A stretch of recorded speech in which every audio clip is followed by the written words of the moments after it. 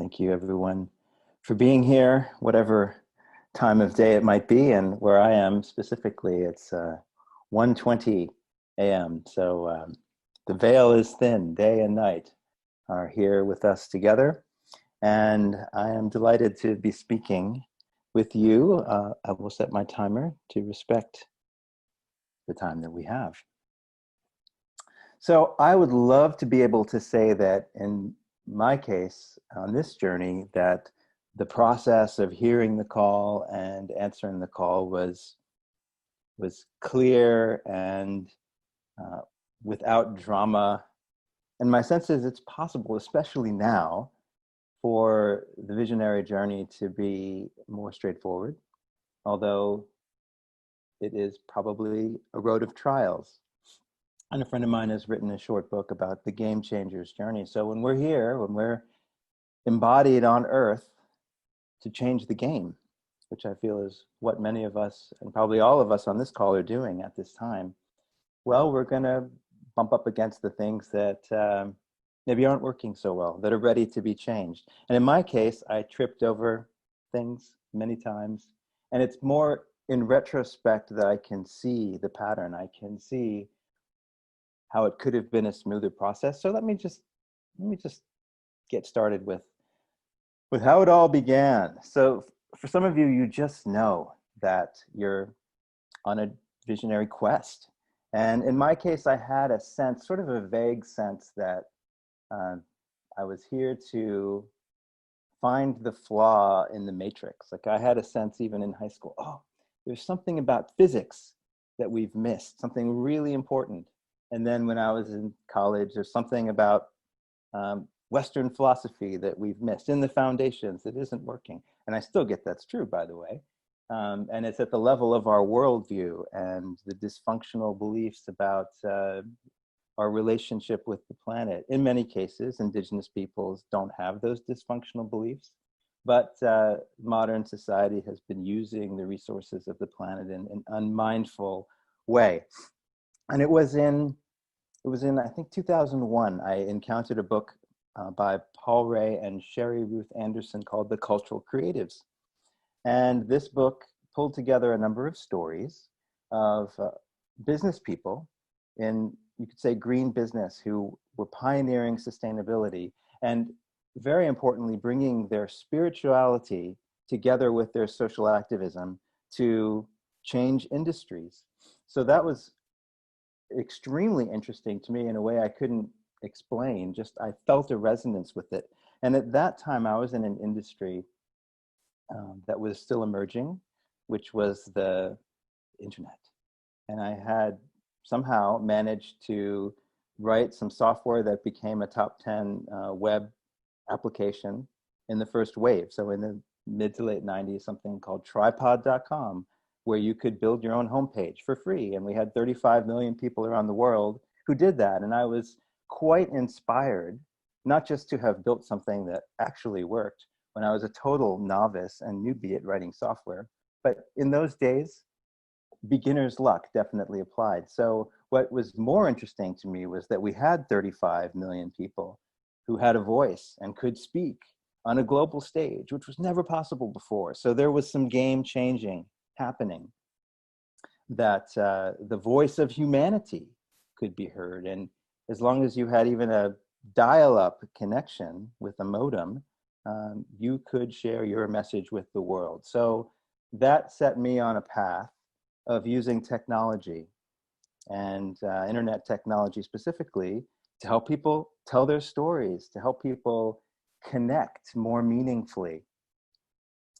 And I had a sense that we could do better with the technologies that we were creating, as exciting and frothy as the early internet was.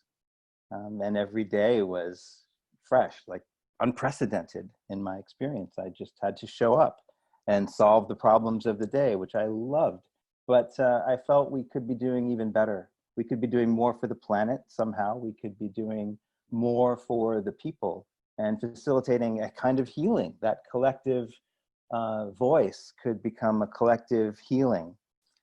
Didn't know how to do that, but one little internet startup after another. So the first one was the big one, and then many experiments afterwards led me to believe that it was possible now, using the internet, to connect the global heart. So that became a meme for me, and I walked around talking about how it would be good to shift our attention away from talking about our meals on Facebook to connecting the global heart through our more intentional interactions online.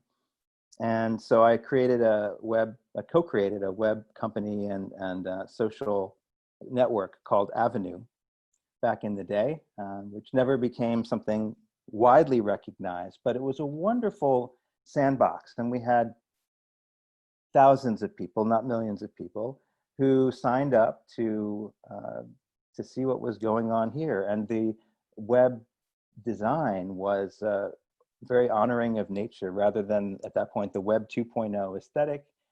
We brought in beautiful photographs of British Columbia and other places where we had personally been to create an energetically welcoming environment that was actually connected with place and connected with Mother Earth. And still, I didn't really know what I was doing, if I even know now, but there was a kind of stumbling forward process, and something felt good. It felt good to honor nature. It felt good to create an online environment where people didn't have to chatter, but could speak with some sense of purpose. And a lot of healing happened. People came who had different, let's say, conditions or disorders. Somehow it was a place where people felt they could speak safely about maybe their eating disorder. And without having a lot of built-in security features, somehow people felt okay because of the energetics of the environment. So people healed, people wrote books together, people wrote music together. And so I knew that we could change the game with the internet. Now, if we fast forward a bit, I've had now maybe 2 careers, depending on how you count, maybe more. The first was that phase, internet technology. And the second is organizational transformation.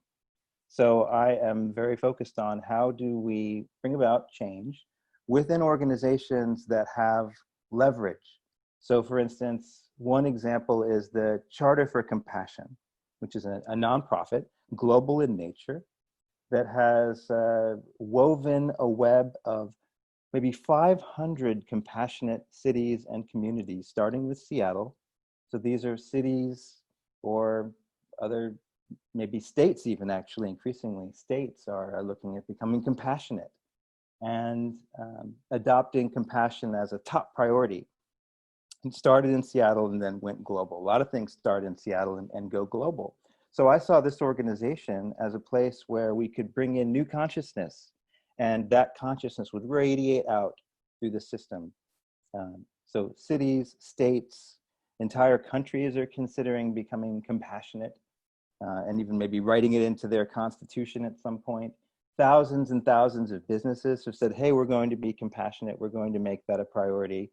And so now this is very relevant.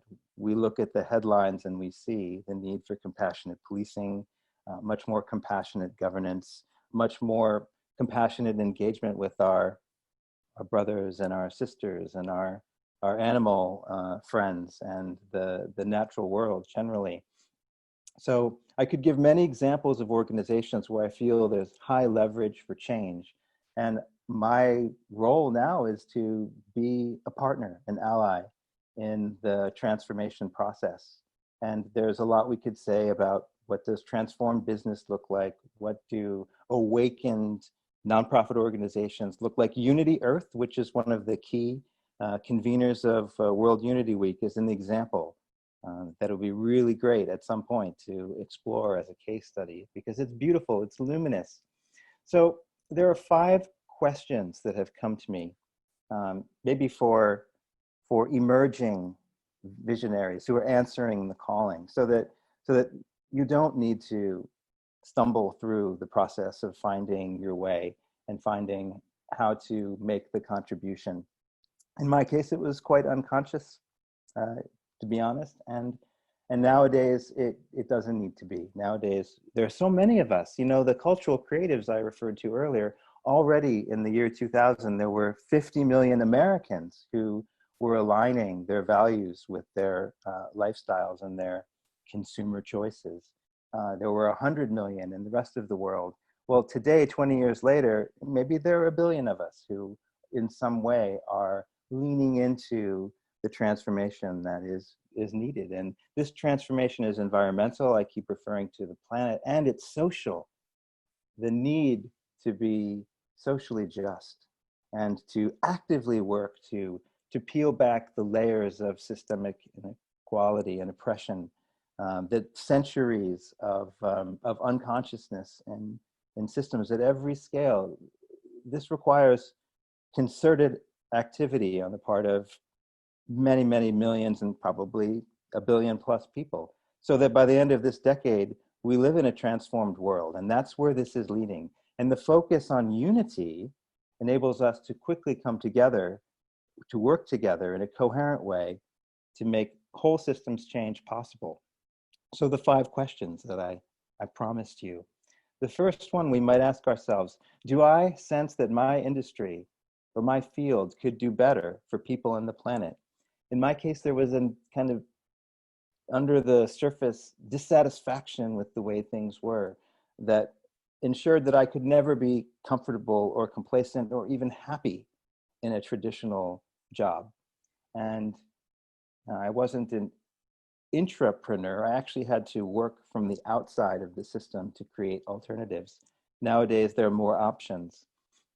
And the second question, do I long for a world that is peaceful, just, healthy, and fulfilling for all? And this longing was latent in me. I actually didn't discover the longing first. I had to discover books like The Cultural Creatives and spirituality in my own unique way before I could begin to go into the heart where the longing resides. But when we find the longing, we find fuel for our journey. And the third question, are inspired ideas for new solutions coming to me? I wasn't some kind of channel or prophet, but somehow in the very early days, I had the experience of people giving me a book. Hey, you might enjoy this. Maybe you would enjoy this movie, this speaker. You know, let's go see somebody talk at Caltech or whatever it might be. And so life somehow led me step by step to ideas that I could begin to digest and implement. And then over time, yes, the downloads came. Yes, maybe even the channeling of higher consciousness came. You know, it's an interesting time to be alive, and we have many capacities that we can explore. The fourth question, can I identify the places where systems change is possible? And as I mentioned, just with a few examples, I could feel, for instance, the Charter for Compassion, what was and still is, even more so now, a way to distribute compassionate consciousness. And compassion is about action. So it's an efficient way to spread out solutions and ways of being that heal and restore our relationships with one another and the planet. And there are so many points of light now, so many organizations like Unity Earth that are really succeeding in this mission. And then we have orders of magnitude further that we can go. The fifth question is very important. To what extent am I willing to stay with the process? And it was the year 2000 when I had some initial glimmers of something or other. I also read a book, When Corporations Rule the World by David Corton, which was very alarming, which said we need to change path. And it was 2009 when I actually unplugged from the matrix, so to speak, and began to just trust that life would bring me work and other opportunities that would be necessary. And life did exactly that. Life is an incredibly willing partner with this important work. So 11 years later, I'm still leaning in. I'm still discovering every day what it is that I can do, that we can do together in unity to transform the world. There's an organization that I'm very intrigued by on this call called Humanitary, which literally roots us in the earth and gives us a direct sense of the sacredness of life. And there's so many others. I wish I could name you all. And what I've found, just briefly, a few key points from the journey is when we answer the calling, that includes paying attention to the finances. I became a monk.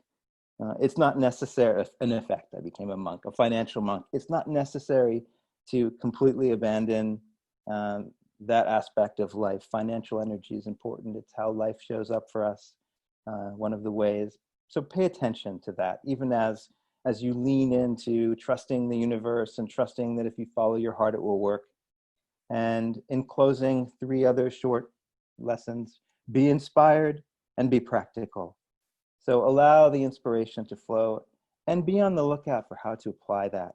And what are the elegant, simple steps that can be taken? What am I going to do today without worrying too much about what I'm going to do next year? Because one day and another will lead soon enough to next year. Give yourself to life. Trust life. There's so many reasons to trust life. The more we do, the more trustworthy life appears to be. There's a non-duality where our trust is mirrored back to us by all of life, and we are held, we are supported, including financially, if we do this dance in a conscious way, especially. And finally, stay grounded every step of the way. Have your feet on the earth, literally and figuratively.